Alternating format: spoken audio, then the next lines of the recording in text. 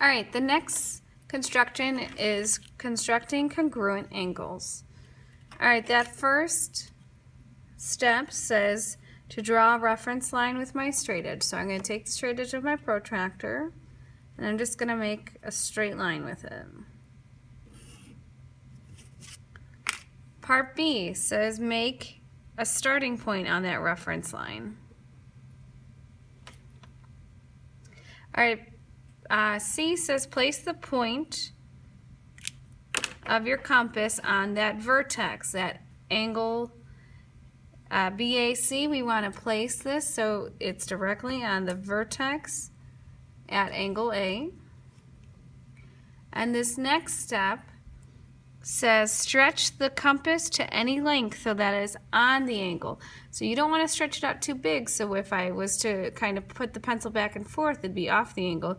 You want to stretch it so if you swung it back and forth, it'd be on that angle. All right.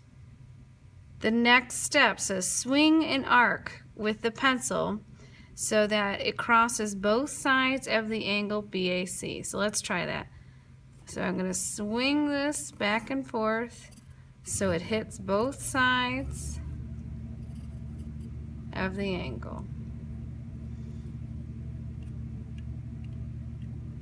All right, next step, without changing the span. So I'm still at the same width apart from the point to the pencil. Place the compass point on the starting point at the reference line and swing the arc back and forth, back and forth, back and forth.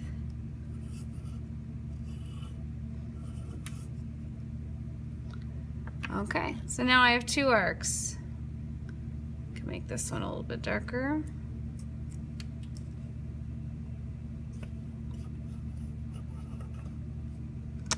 All right, there are my two arcs. So now we are on G. It says go back to angle BAC and measure the width, the span from the arc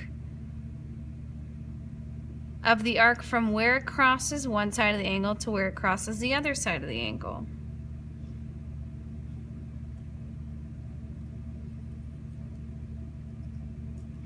Okay, so we're going to open it up so it goes from one intersection to the other. And I'm going to have to do the same here. I'm going to put the pointy part on one intersection and I'm kind of going to go back and forth to make another intersection. So I'm going to have to connect this intersection point with my reference endpoint.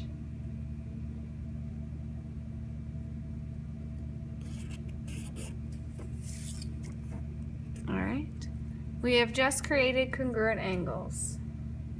So I can label this angle DEF. So angle BAC is congruent to angle DE.